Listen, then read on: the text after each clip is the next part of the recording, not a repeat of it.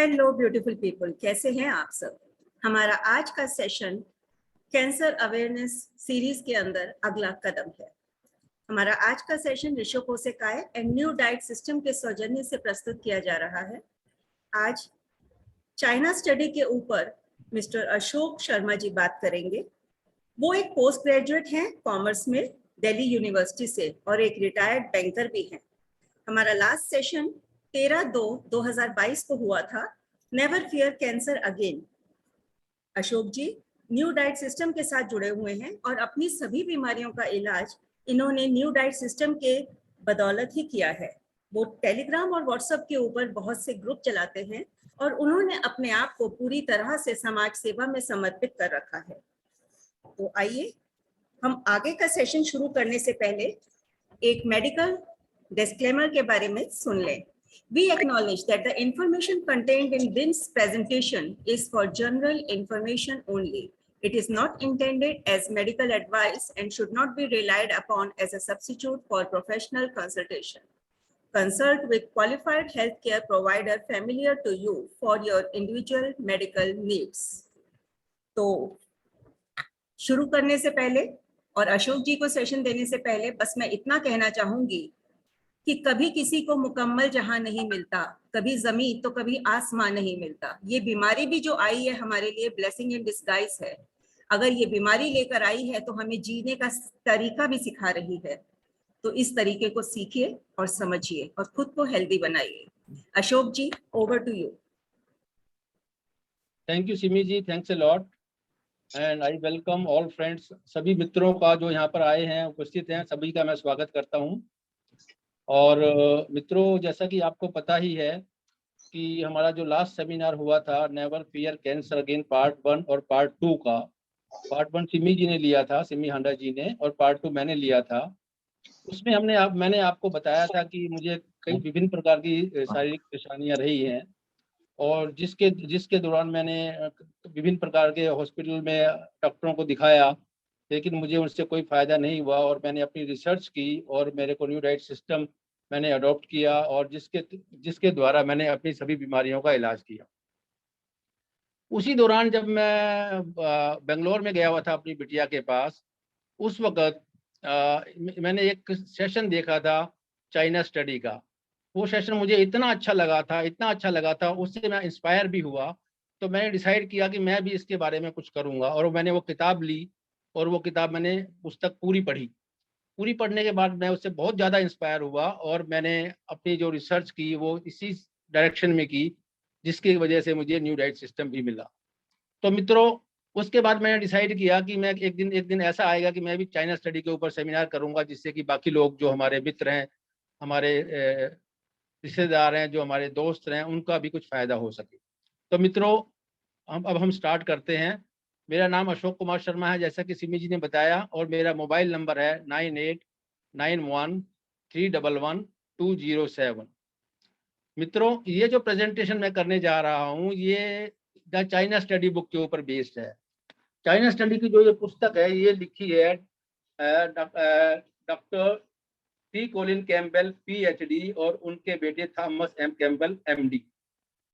ये दोनों डॉक्टर हैं और डॉक्टर टी कोलिन कैम्पबेल को लगभग 4.5 दशकों का, मतलब लगभग 45 साल का वो जुड़े हुए हैं न्यूट्रिशन, मतलब आहार, पोषण और स्वास्थ्य से संबंधित उनके जो पाठ्यक्रमों से जुड़े हो रहे हैं।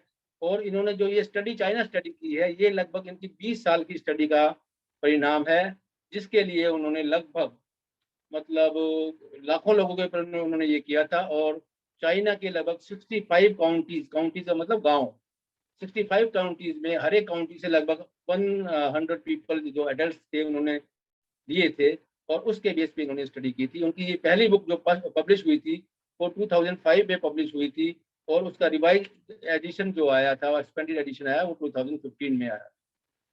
तो दिस जो चाइना स्टडी जो किताब है, one of the most comprehensive study on nutrition ever conducted, मतलब आहार, पोषण और दीर्घकालिक स्वास्थ्य और वजन घटाने का अब तक का सबसे व्यापक अध्ययन और इसके चौंकाने वाले प्रभाव जो पड़े हैं लोगों के ऊपर, उसके बारे में ये है। इस जो किताब जो इन्होंने लिखी है doctor T Colin Campbell PhD ने, इसमें लगभग इन्होंने 750 से ज्यादा किताब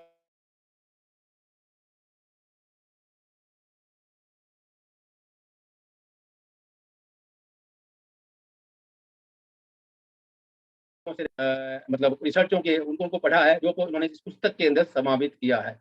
उच्चतम स्तर पर डॉक्टर टी कोलिन कैम्पबेल को 4 दशकों के वैज्ञानिक अनुसंधान, शिक्षा और नीति निर्माण का अनुभव है। 6 साल तक डॉक्टर कैम्पबेल ने कॉर्नेल विश्वविद्यालय में शाकाहारी पोषण नामक एक नया वैकल्पिक पाठ्यक्रम आयोजित किया था और पढ़ाया था, और उसके बाद वो MIT, वर्जीनिया टेक और कॉर्नेल में दोबारा वापस आ गए, जहाँ पे उन्होंने ये इसके सब रिसर्च की और किताब का लिखा। दी चाइना स्टडी जो ये पुस्तक है, ये 2400 से अधिक चीनी काउंटियों में कैंसर से आहार और मृत्यु दर के एक विशाल सर्वेक्षण का वर्णन करता है। ये बताती है कि पोषण और स्वास्थ्य के लिए उसका महत्व, उसके प्रभाव और उसके समान रूप से महत्वपूर्ण प्रयासों का वर्णन करता है। डॉक्टर कैम्पबेल और उनके बेटे थॉमस कैम्पबेल ने ये जो पुस्तक लिखी है, ये बहुत ही उत्तेजक और महत्वपूर्ण पुस्तक है और सबके लिए इसको व्यापक ध्यान देने का जरूरत है। ये जो रिगार्ड्स हैं, ये रिव्यूज हैं, ये Frank Rhodes PhD, president of the emeritus Cornell University के हैं। तो मित्रों, जो मैं आपको बताने जा रहा हूँ ये चाइना स्टडी का पार्ट नहीं है। ये आज सवेरे मैंने गूगल किया कुछ अपने कि हमारे भारत में क्या हो रहा है उसको जानने के लिए। तो कैंसर स्टैटिस्टिक्स जो मैंने आज 2020 की निकाली है अपने गूगल करके, ये रिपोर्ट है, report from national cancer registry programme India, जो मैंने आज सवेरे गूगल किया है। वो बताता है कि the projected number of patients with cancer in India in 2020 is 13,92,179, मतलब 13,92,179 लोग जो है जो 2020 में कैंसर से पीड़ित होंगे। और इनमें जो मुख्य कारण होगा वो होगा breast cancer, lung cancer, cervix cancer, uterus का कैंसर और टंग कैंसर। तो इतने लोग 2020 में 13,92,179 लोग इस तरह के कैंसर से पीड़ित होंगे। ये हमारे किसकी रिपोर्ट है? ये cancer statistics 2020 report from national cancer registry programme of India. The projected incidence of this patient, जो बताया 13,92,000 जो बताए हैं, उसमें से फीमेल्स जो हैं, जो लेडीज हैं, वो 7,12,758 हैं और मेल्स हैं 6,79,421 हैं। और ये जो प्रोजेक्शंस हैं ये 2020 की हैं।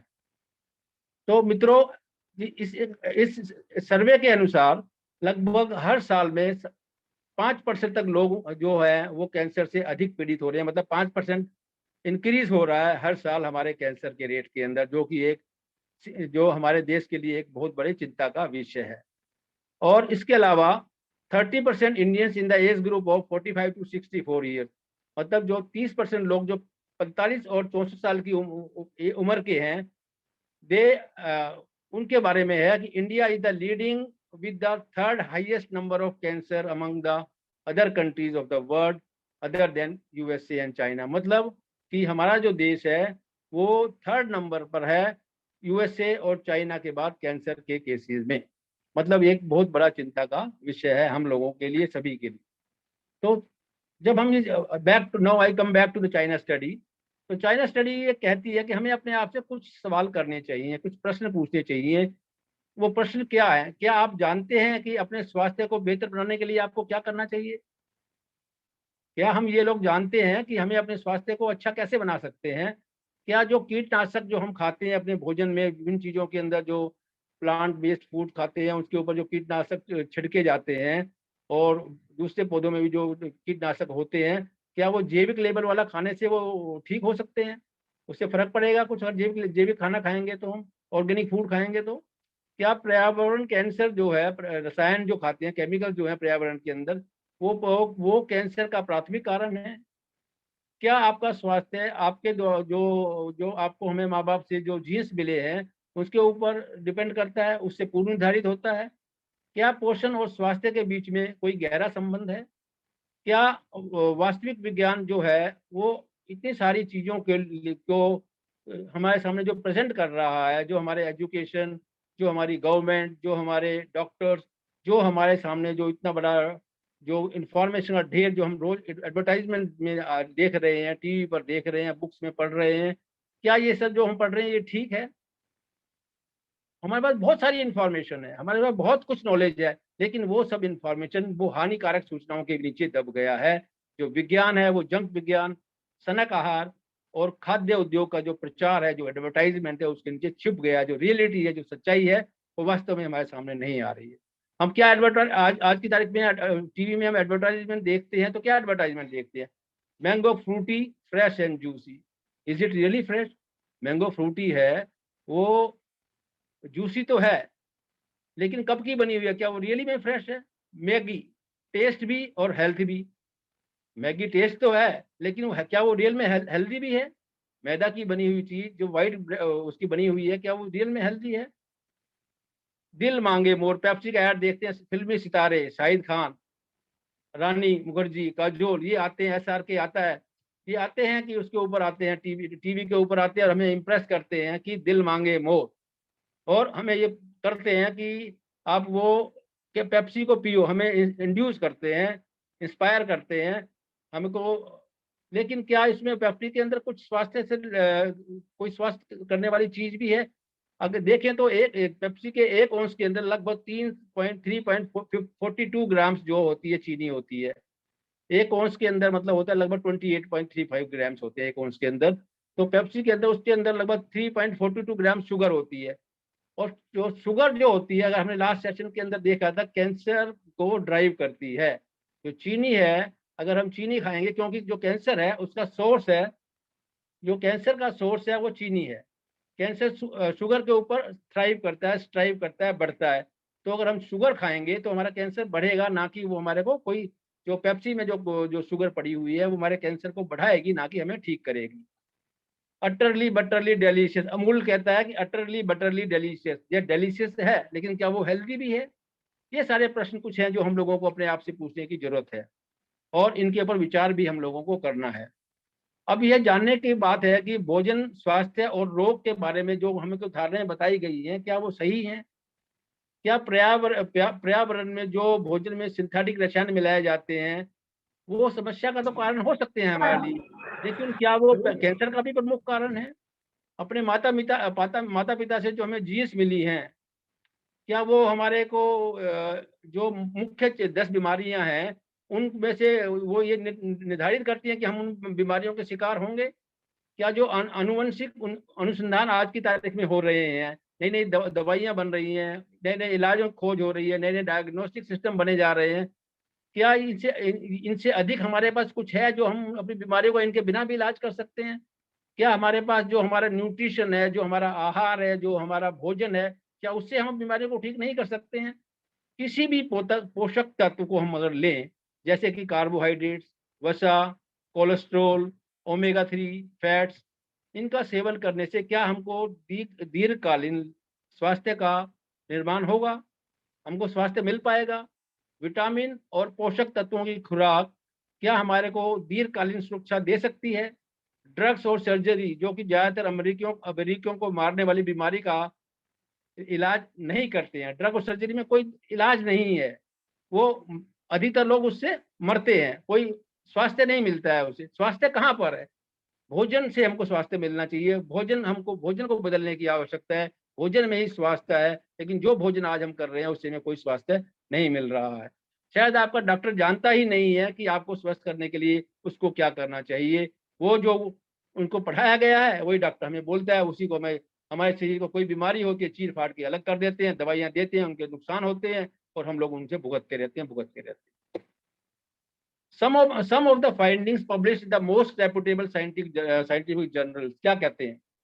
जो साइंस के जो जर्नल्स हैं जिसमें कुछ साइंटिफिक इंफॉर्मेशन जो उन्होंने डाली है, वो क्या कहते हैं कि खाली सिर्फ डाइटरी चेंज अगर हम अपने कर देते हैं तो हमारे को किसी भी डायबिटिक पेशेंट्स को उसकी दवाइयां हम छुड़वा सकते हैं। अगर उसका हम सिर्फ भोजन बदल दें तो उसका डायबिटीज ठीक हो जाएगा। हार्ट डिजीज जो है, जो हृदय की बीमारी है, अगर हम उसको अपना भोजन को बदल दें, अपनी डाइट को बदल दें, तो हमारी हमारी जो हार्ट की जो बीमारी है वो रिवर्स हो जाएगी, वापिस हो सकती है। Breast cancer, breast cancer is related to the levels of female hormone. जो औरत के लेडीज के अंदर जो फीमेल हार्मोन होते हैं, एस्ट्रोजन एंड प्रोजेस्टेरोन जो होता है, जो ब्लड के अंदर होते हैं, वो हमारे खाने की जो हम भोजन करते हैं उससे वो बढ़ते हैं, जिसकी वजह से लेडीज को, औरतों को, बहनों को, भाइयों को, बहनों को जो कैंसर है वो फीमेल ब्रेस्ट कैंसर होता है। कंज्यूमिंग डेयरी प्रोडक्ट्स, जो हम डेयरी प्रोडक्ट्स लेते हैं, they can increase the risk of prostate cancer. Dairy products को लेने से, खाने से जो प्रोस्टेट कैंसर है वो बढ़ता है। इसके अलावा जो हम फल और सब्जियां लेते हैं, जिनके फल और सब्जियों के अंदर एंटीऑक्सीडेंट्स होते हैं, विटामिन होते हैं, माइक्रो न्यूट्रिशेंट्स होते हैं, मिनरल्स होते हैं, ये सब अगर हम अब किसी एक बुजुर्ग आदमी को, एक सीनियर आदमी को देते हैं, तो उसकी जो ओल्ड एज में जो उनकी परफॉर्मेंस है, उसकी उस बड़ी उम्र में उनकी जो परफॉर्मेंस है उसमें काफी इम्प्रूवमेंट होता है। किडनी स्टोन जो है, जो कि अगर हम अपना भोजन को बदल दें तो हम किडनी स्टोन को प्रिवेंट कर सकते हैं, रोक सकते हैं, और हमें किडनी स्टोन की प्रॉब्लम नहीं होगी। एक और चीज जो मैं बताने जा रहा हूँ आपको आश्चर्यचकित करेगी कि टाइप 1 डायबिटीज जो बच्चों को होती है, उसका डायरेक्ट लिंक है, जो इन्फेंट फीडिंग प्रैक्टिस से। जो बच्चे बचपन के अंदर जो भोजन करते हैं उससे बच्चे को डायबिटीज होता है, टाइप 1 डायबिटीज होता है, जिसकी वजह से वो सारी उम्र भुगतते रहते हैं। हम बच्चे को बचपन में जो गाय का दूध देते हैं, बच्चे को देते हैं, बच्चे का उल्टी कर देता है, नहीं लेता है, उसका मन नहीं करता है, वो बार बार मना करता है, लेकिन हम जबरदस्ती करते हैं। क्यों? हमें लगता है कि दूध जो है वो उससे बढ़िया स्वास्थ्य पूर्व खाना कुछ भी नहीं है। लेकिन दूध के क्या परिणाम आएंगे ये हम आगे इसी अपने चाइना स्टडी के इसी सेमिनार में देखेंगे। एक good diet is the most powerful weapon. अच्छा जो भोजन है वो एक बहुत पावरफुल वेपन है, हमारे पास बहुत बड़ा हथियार है, जो हम अपनी बीमारियों के अगेंस्ट, सिकनेस के अगेंस्ट इस्तेमाल कर सकते हैं। एक अच्छा आहार हमारे पास बीमारी के खिलाफ एक बहुत ही शक्तिशाली आहार है। ये हमें इस सेशन के बाद पता लगेगा। ये चाइना स्टडी जो बुक है, ये is a massive undertaking jointly arrange by, ये जो स्टडी हुई थी, ये हुई थी Cornell university, Oxford university and the Chinese academy of preventive medicine. इन तीनों के सहयोग से ये जो चाइना स्टडी की जो अंडरटेकिंग हुई थी, जो इसका जो रिसर्च हुई थी, जो डॉक्टर कैम्पबेल ने की है, वो इन तीनों के सहयोग से हुई थी। और जब ये बुक आई थी 2005 के अंदर छपी थी, तो न्यूयॉर्क टाइम्स ने इसके बारे में लिखा था कि this is the grand prix of epidemiology. महामारी विज्ञान का ये ग्रैंड प्रिक्स है, ये जो दुनिया में तहलका मचा देगा। This was the reviews of New York times eight that time. So this project, जो चाइना स्टडी की हम बात कर रहे हैं, this project was surveyed a vast range of disease and diet and lifestyle factors in rural China and Taiwan।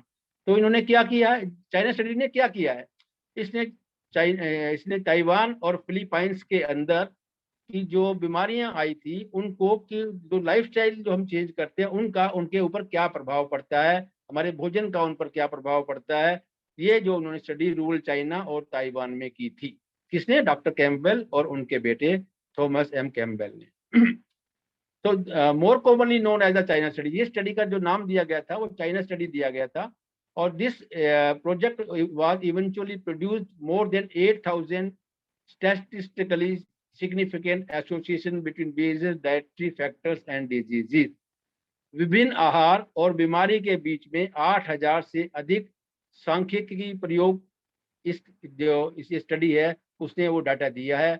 8000 से अधिक प्रयोग किए हैं ये इन्होंने, जिसका इस चाइना स्टडी के अंदर समावेश है। चाइना स्टडी की फाइंडिंग्स क्या हैं, जो हमें इसकी खोज मिली, चाइना स्टडी का जो हमने रिसर्च किया था, इसकी क्या खोज हुई है? इसकी खोज ये थी कि people who at the animal based food get the most chronic diseases, कि वो व्यक्ति जो पशु जनित आहार खाते हैं उनको सबसे अधिक बीमारियां होती हैं। Even relatively small intake of animal based food, अगर हम एनिमल बेस्ड पशु जनित आहार जो थोड़ी मात्रा में भी लेते हैं तो भी उसके हमारे शरीर के ऊपर एडवर्स इफेक्ट्स पड़ते हैं, और उनको हमें नहीं खाना चाहिए, त्याग करना चाहिए, पशु जनित आहार को हमें नहीं लेना चाहिए। जो पौधे आधारित आहार है वो हमारे लिए, खाद्य पदार्थ है वो हमारे लिए स्वास्थ्यप्रद होते हैं और उन्हीं को हमें लेना भी चाहिए। पशु या पौधे आधारित पोषक तत्वों के जो संरचना है, जो रूप है, जो संबंध है, हमारे स्वास्थ्य के ऊपर जो प्रभाव है, वो दोनों के प्रभाव हमारे स्वास्थ्य पर अलग अलग पड़ते हैं। ये इनकी कुछ फाइंडिंग्स हैं जो चाइना स्टडी ने हमें बताई। अन्य और जो ये फाइंडिंग्स हैं वो बाकी अन्य शोधकर्ताओं और चिकित्सकों ने जो पिछले 50 वर्षों के अंदर हुई है, उनके भी निष्कर्ष इनसे मेल खाते हैं कि वो भी यही साबित करते हैं जो चाइना स्टडी ने साबित किया है, जो लगभग 50 सालों के अंदर विभिन्न शोधकर्ताओं और चिकित्सकों ने अपने निष्कर्ष निकाले हैं, वो बिल्कुल चाइना स्टडी से पूर्णतया मेल खाते हैं। तो जो हार्ट डिजीज जो है, हमारी दिल की बीमारी है, डायबिटीज है, शुगर है जिसको बोलते हैं, या मधुमेह बोलते हैं, ओबेसिटी है, मोटापा है, can be reversed by a healthy diet. और हेल्दी डाइट क्या है? प्लांट बेस्ड फूड्स जो है, पौधे जनित आहार है, वो हेल्दी डाइट है। वेरियस काइंड्स ऑफ कैंसर,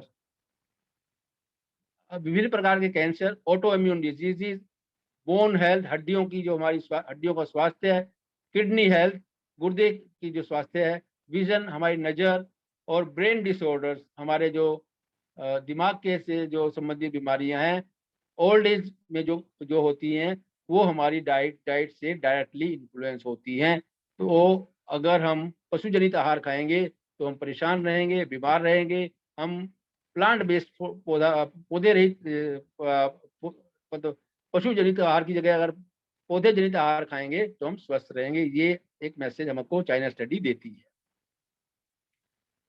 और जो ओल्ड एज के अंदर जो बीमारियां होती हैं, जैसे कि संज्ञानात्मक शिथिलता और अल्जाइमर, वो अगर हम पशु जनित आहार खाएंगे तो वो हमारी बीमारियां परेशान करेंगी, और अगर हम पौधे जनित आहार खाएंगे तो बीमारियों में हमें उनसे आराम मिलेगा और हमारी बीमारियां नहीं आएंगी।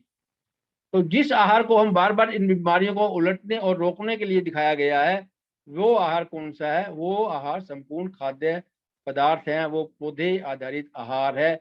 ये भी जो है अन्य शोधकर्ताओं ने जो निष्कर्ष निकाले हैं पिछले 50 वर्षों में, वो भी यही कहते हैं। और ये फाइंडिंग्स लगातार कंसिस्टेंट हैं, लगातार ये फाइंडिंग्स हमको मिलती रही हैं, जो विभिन्न शोधकर्ताओं ने भी की है।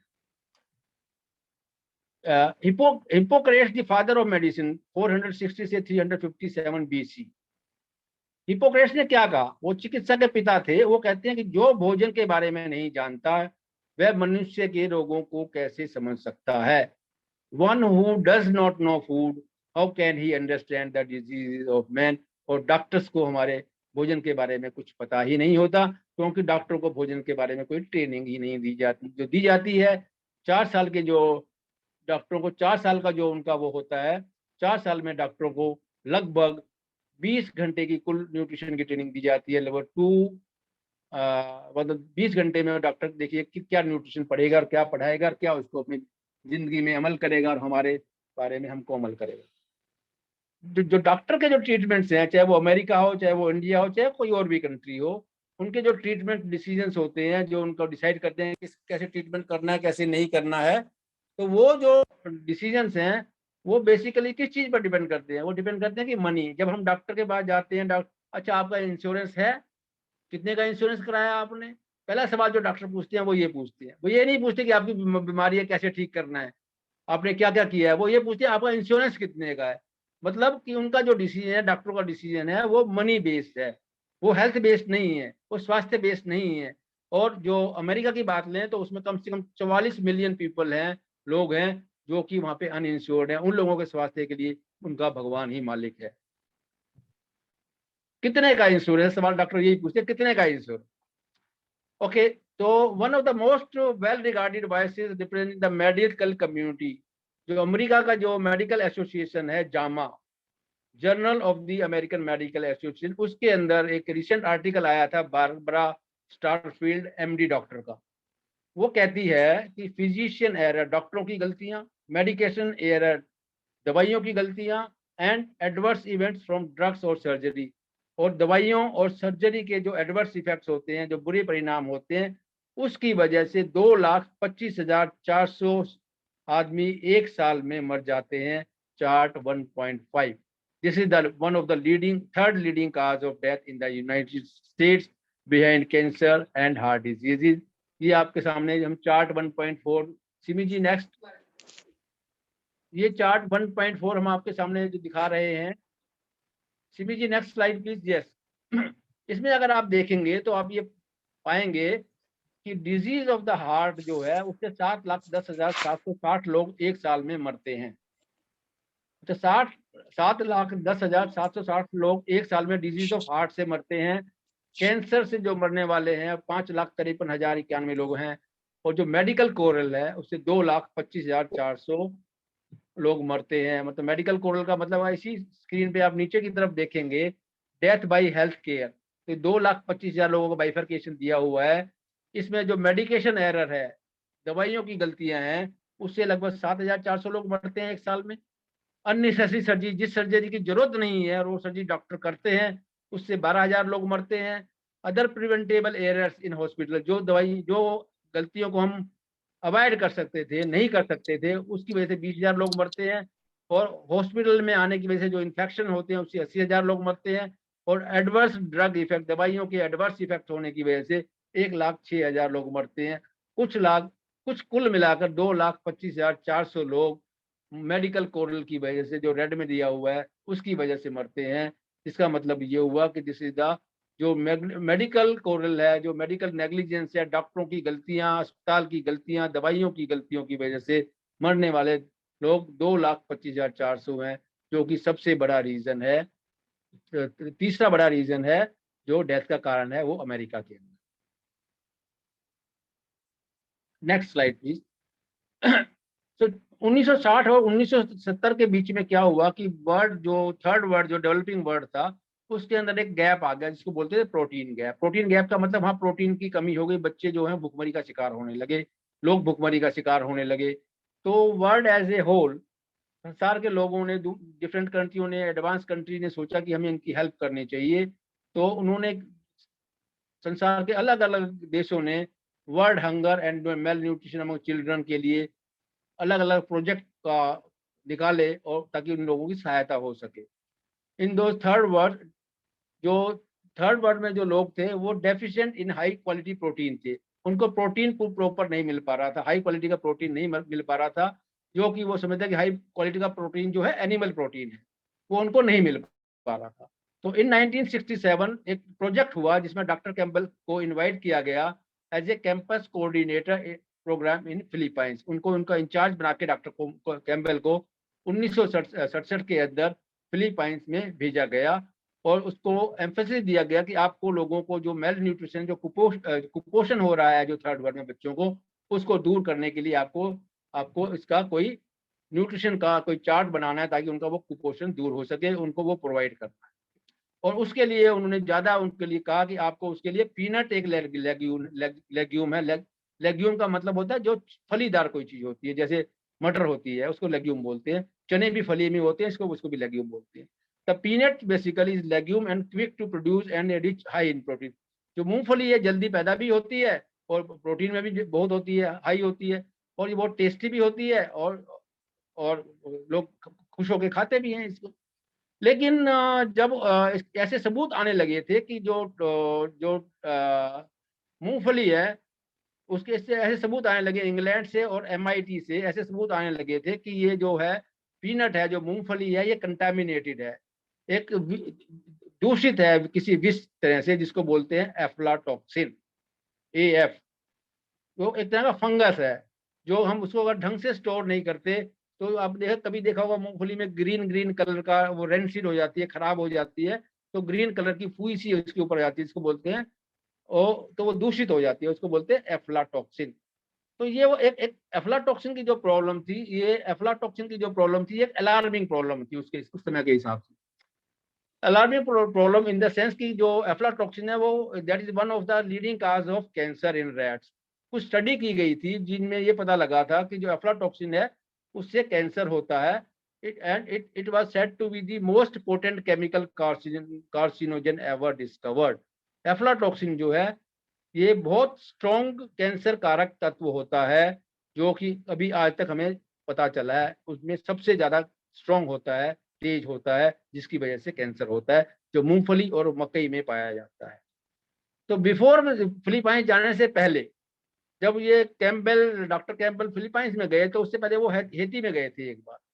वो उसके लिए जो एक्सपेरिमेंटल प्रोग्राम जो यूएस के चल रहे थे अंडर मदर क्राफ्ट सेंटर्स, उनके थ्रू ये वो हेती में गए थे। वहाँ के जो हेती के जो प्रेसिडेंट थे, पापा डॉक डेविलियर, तो वो क्या करते थे कि जो उनके जो मैक्सिमम रिसोर्सेज थे, जो सुविधाएं थी कंट्री के जो रिसोर्सेज में से, वो अपने लिए ले लेते थे, और बाकी लोगों को, जनता को, पब्लिक को कुछ मिलता ही नहीं था, क्योंकि वो अपने रिच लाइफस्टाइल को सपोर्ट करने के लिए, अपने आप को सपोर्ट करने के लिए ले लेते थे, और हेती के लोगों को जो कुछ मिलता नहीं था। और in Haiti at that time 54% of the children, जो 54% जो बच्चे थे, वो अपने पहले 5वें बर्थडे को पहुंचने से पहले ही मर जाया करते थे, largely because of male nutrition, क्योंकि उनको प्रॉपर न्यूट्रिशन नहीं मिलता था, प्रॉपर प्रोटीन नहीं मिलता था, इसलिए वो अपने 5वें जन्मदिन से पहले ही मर जाया करते। 54% बच्चे अपने 5वें जन्मदिन तक पहुंचने से पहले ही मर चुके होते थे कुपोषण के कारण। इससे बड़ी त्रासदी किसी भी देश के लिए क्या होगी। तो डॉक्टर कैम्पबेल के सामने एक चुनौती आई कि मूंगफली में एफ्लाटॉक्सिन संदूषण की जो समस्या है उसको कैसे समाधान किया जाए, क्योंकि मूंगफली तो हमारा पसंदीदा भोजन है। तो ये जो कैंसर को जो एफ्लाटॉक्सिन है कैसे प्रभावित करता है, ये भी एक स्टडी उन्होंने सोचा कि ये की जाए। तो और जो फिलीपाइंस के अंदर है, कौन जो है ये एफ्लाटॉक्सिन खा रहा है, and who was the subject to liver cancer, जो लोग जो एफ्लाटॉक्सिन खा रहा है वो कौन खा रहा है, और किन लोगों को जो है लीवर कैंसर हो रहा है। तो वो ये जानना चाहते थे कि which food contain the most aflatoxin, कौन से भोजन के अंदर सबसे ज्यादा, कौन से फूड के अंदर सबसे ज्यादा एफ्लाटॉक्सिन नाम का जहर है। तो ये पता लगा, स्टडी की गई तो ये पता लगा पीनट्स मतलब मूंगफली और कॉर्न मक्का, ये दो चीजें ऐसी हैं जिनके अंदर सबसे ज्यादा कंटेमिनेशन ऑफ एफ्लाटॉक्सिन है। मूंगफली और मकई में सबसे ज्यादा दूषण है ये दोनों खाद्य पदार्थों के अंदर। तो जब ये पता लगा तो उन्होंने क्या किया, डॉक्टर उन्होंने स्टडी किया, उन्होंने मार्केट का सर्वे किया। तो उन्होंने क्या, वो लोकल मार्केट में गए, ग्रोसरी स्टोर्स में गए, वहां से उन्होंने 29 जार्स ऑफ पीनट बटर के 29 जार उन्होंने खरीदे। और जब उनको चेक किया तो वो 29 के 29 जार एफ्लाटॉक्सिन से कंटामिनेटेड थे, दूषित थे। उनके अंदर सब में जो एफ्लाटॉक्सिन की मात्रा थी वो जो 300 गुना ज्यादा थी, 300 गुना उस मात्रा से जो कि अमेरिका के अंदर परमिटेड मात्रा होती है, उसका 300 गुना ज्यादा एफ्लाटॉक्सिन उस पीनट बटर के अंदर था, जो कि बच्चे वहां पर फिलीपाइंस के अंदर खा रहे थे। 300 गुना ज्यादा का होगा तो मतलब क्या है, बच्चे जिएंगे या मरेंगे, ये आप लोग खुद डिसाइड कर सकते हैं। Whole peanuts were much less contaminated, जो साबुत पीनट था वो कंटामिनेटेड नहीं थे, उनमें दूषण नहीं था, और जो थोड़ा बहुत दूषण था वो उसी लेवल का था जो अमेरिका में परमिजिबल लिमिट थी, मतलब जितना वो परमिट था उससे कम ही था। मतलब साबुत मूंगफली में नहीं था, लेकिन जो पीनट बटर खा रहे थे उसके अंदर था। तो ये कैसे हुआ, जब उन्होंने आगे फर्दर सर्वे किया कि डिस्पैरिटी कहाँ पे पैदा हुई, तो पीनट बटर में ये डिस्पैरिटी पैदा हुई, ये जो डिफरेंस आया वो आया था in the peanut factory. Peanut factory में जब ये पीनट बनता था तो वहां तो कन्वेयर बेल्ट के ऊपर सारी मूंगफली डाल दी जाती थी, और वो मूंगफली जब चलती थी तो उसमें से वर्कर जो काम करते थे वो अच्छी जो मूंगफली थी, साबुत मूंगफली थी, वो कॉकटेल पार्टियों के लिए उस साबुत मूंगफली को निकाल लेते थे, और जो खराब मूंगफली होती थी, जो रेंसिड मूंगफली होती थी, जो मोल्डियस्ट मूंगफली होती थी, जिसके अंदर फुई लगी होती थी, वो कन्वेयर बेल्ट में आगे जाने दी जाती थी, जिससे कि पीनट बटर बनता था। तो वो पीनट बटर होता था वो कंटामिनेटेड हो जाता जिस एफ्लाटॉक्सिन से, जिसकी वजह से बच्चों को लीवर कैंसर हो रहा था। तो अब एक और क्वेश्चन इनके सामने आया, डॉक्टर कैम्पबेल के सामने, who was the most susceptible to this AF contamination and its cancer producing effect, सबसे ज्यादा इनका प्रभाव किस पे पड़ रहा है, जो एफ्लाटॉक्सिन जो खा रहे हैं उसका सबसे ज्यादा प्रभाव किस पर पड़ रहा है। तो जब उन्होंने पता किया तो उनको पता लगा कि बच्चे जो हैं, चिल्ड्रन जो हैं, उनके ऊपर एफ्लाटॉक्सिन का सबसे ज्यादा प्रभाव पड़ रहा है, क्योंकि बच्चे ही सबसे ज्यादा पीनट बटर भी खा रहे हैं। सो जो बच्चों का जो लगभग एफ कंजम्पशन था, एफ्लाटॉक्सिन का जो कंजम्पशन था, जो खा रहे थे, वो कैसे पता लगा? तो जब उन्होंने डॉक्टर कैम्पबेल ने उन बच्चों का जो यूरिन था, जो उनका पेशाब था, जो उसको चेक किया, मेटाबॉलिक उसका टेस्ट किया गया, और उनके घर के अंदर से जो पीनट बटर के जो बचे हुए जार थे वो लिए गए, तो सारे के सारे कंटेमिनेटेड थे। वो एक दिलचस्प पैटर्न उनके सामने आया, कि वो पैटर्न क्या आया कि जो हाईएस्ट रेट जो लीवर कैंसर का था वो मनीला और सेबू, जो 2 सिटी हैं वहाँ के फिलीपाइंस के अंदर, उन दोनों में था, जहाँ पर सबसे ज्यादा जो एफ्लाटॉक्सिन था वो खाया जा रहा था। पीनट बटर जो था वो मनीला में खाया जा रहा था, और जो कॉर्न था, जो मक्का था, वो सेबू में खाया जा रहा था। और ये दोनों सिटी जो है वो फिलीपाइंस के थे।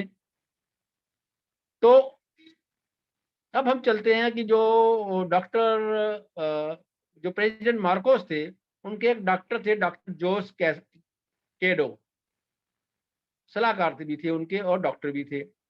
तो उन्होंने बताया कैम्पबेल को कि जो समस्या है बहुत गंभीर है। गंभीर क्या है कि जो बच्चे हैं उनको 10 साल की छोटी उम्र में ही बच्चों को जो लीवर कैंसर हो रहा है, जबकि जो वेस्ट के अंदर, अमेरिका के अंदर, जो जो वेस्टर्न कंट्रीज हैं उनके अंदर जो समस्या आ रही थी वो 40 साल की एज के अंदर आ रही थी, लेकिन वहां पर फिलीपाइंस में ये समस्या जो आ रही है 10 साल से कम बच्चों को आ रही है।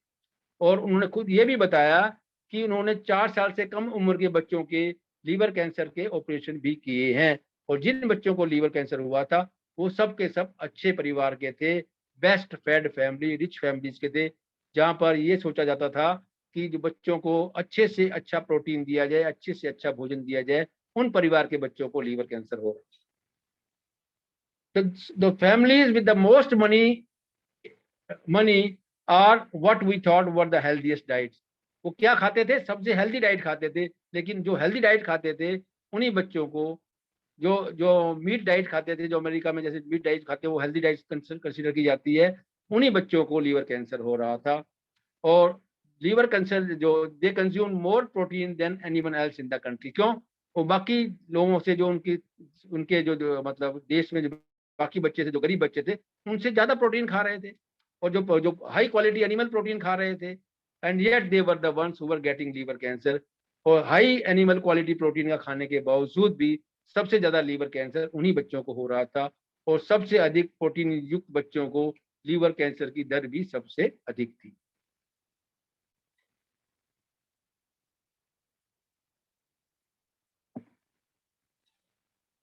इन दिस प्रोजेक्ट, जो ये प्रोजेक्ट डॉक्टर कैम्पबेल ने किया, इसमें एक काले रहस्य का खुलासा हुआ।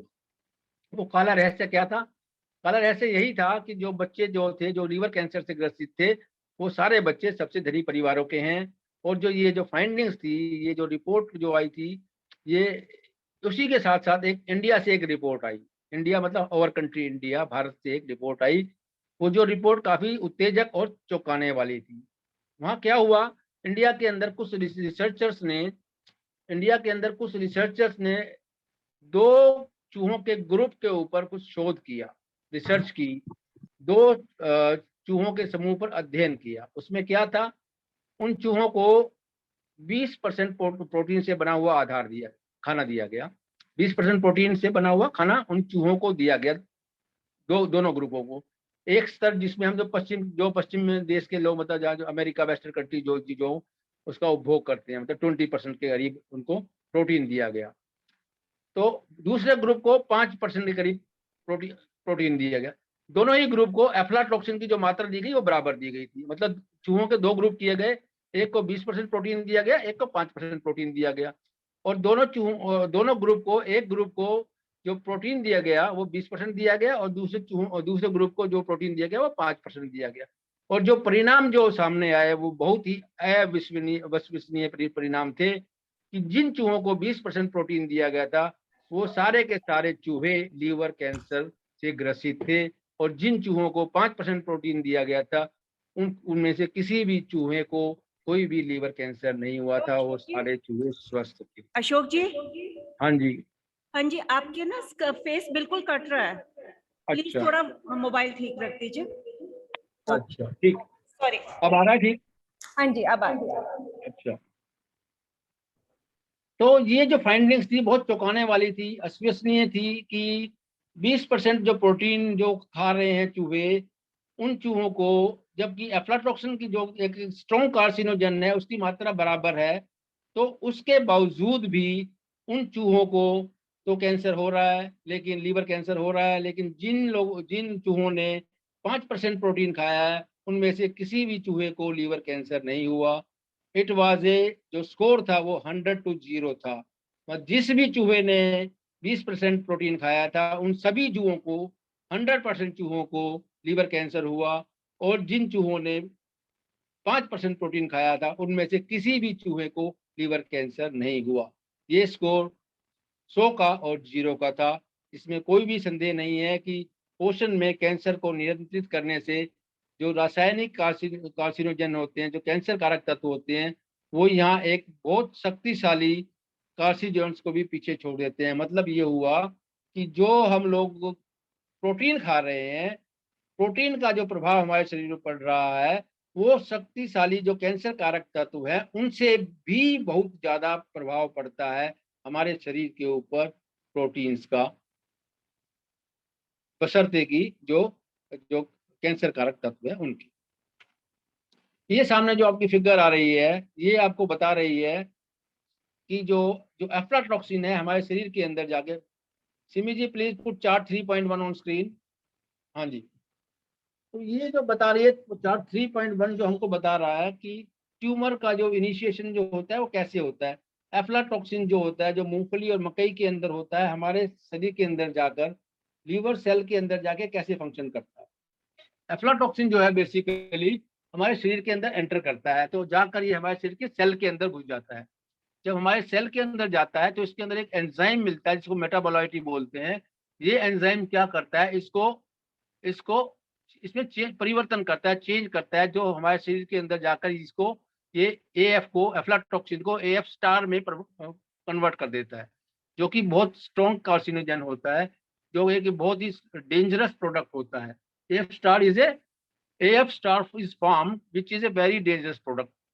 तो एएफ स्टार क्या करता है, वो जाके हमारे शरीर के जो जो सेल्स होते हैं उनके डीएनए या मिटोकॉन्ड्रिया होता है उससे जाके वो अटैच हो जाता है और हमारे बॉडी हमारे सेल्स के डीएनए को चेंज कर देता है, और जो हमारे डीएनए को डैमेज करता है। और लेकिन हमारे शरीर की जो जो हमारा बॉडी का इम्यून सिस्टम होता है वो उससे फाइट करता है, उसको रिपेयर भी करता है।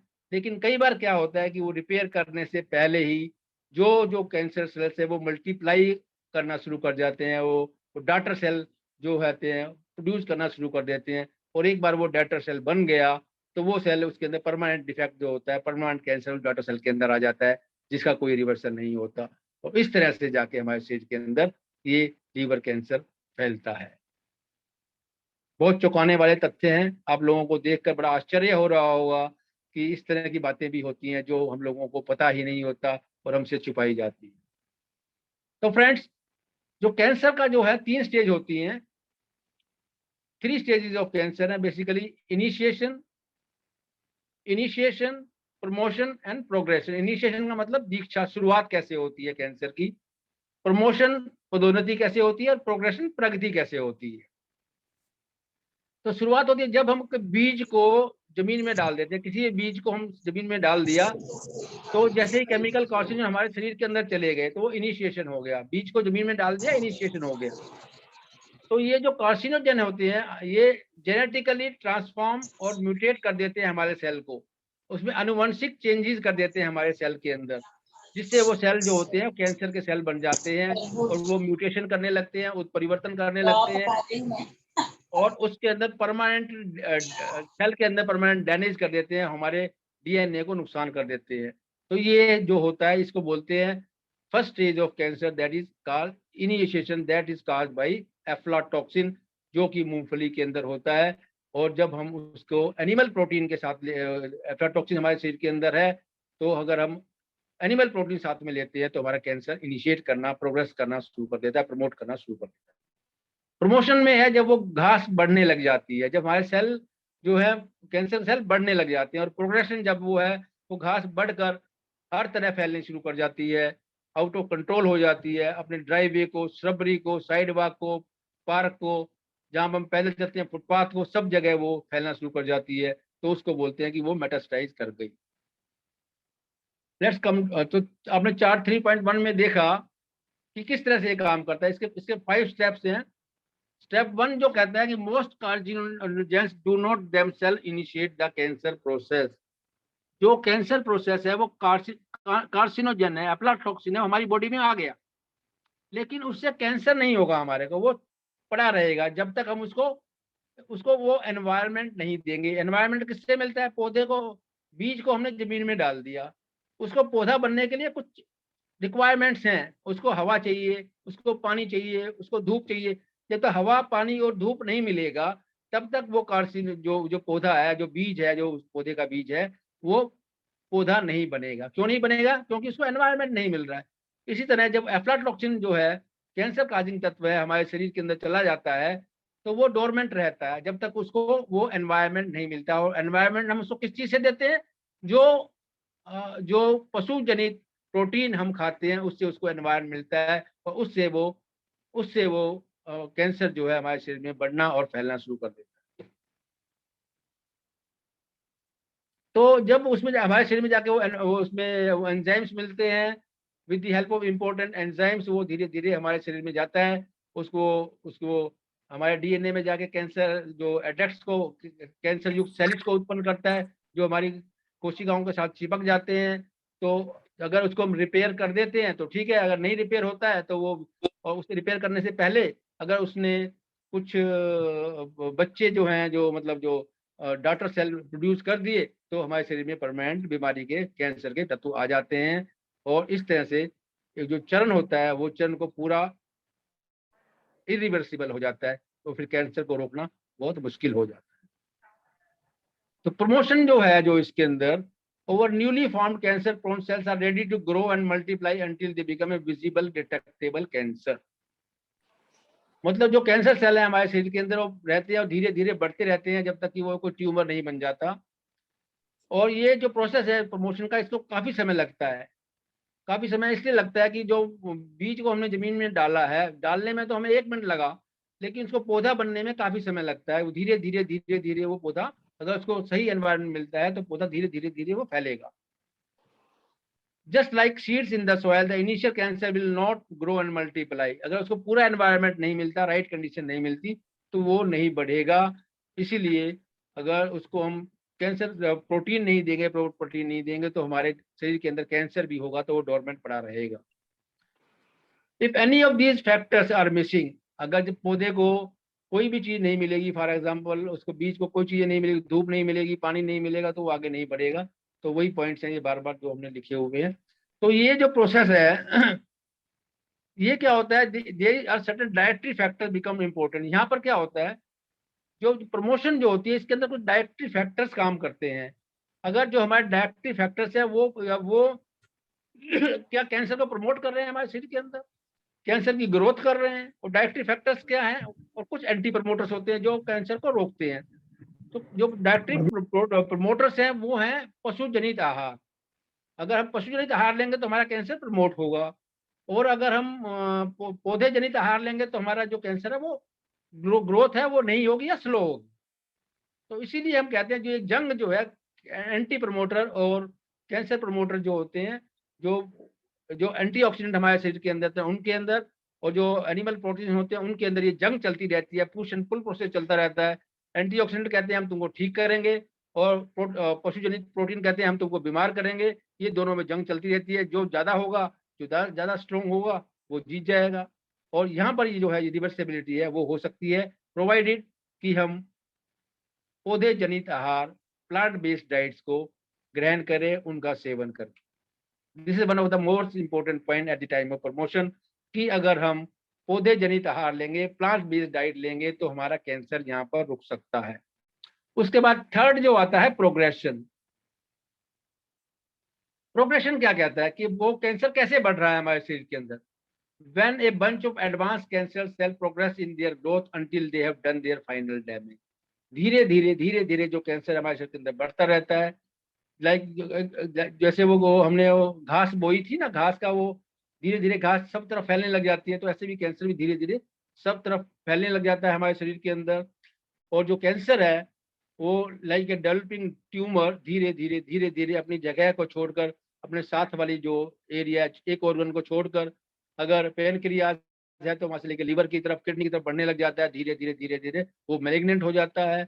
और जब वो अपनी जगह को छोड़कर दूसरी जगह जाना शुरू करता है तो उसको बोलते हैं कि लो ये तो मेटास्टाइज हो गया है, और that is the final stage of cancer and that results into the death.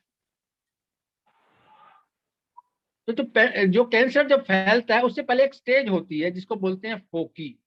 फोकी क्या होता है? Foci are the tiny clusters of cancer. जो हमारे शरीर के अंदर, आपने देखा जब पौधा जब उगता है तो पौधा का जो बीज है वो शेप चेंज कर लेता है।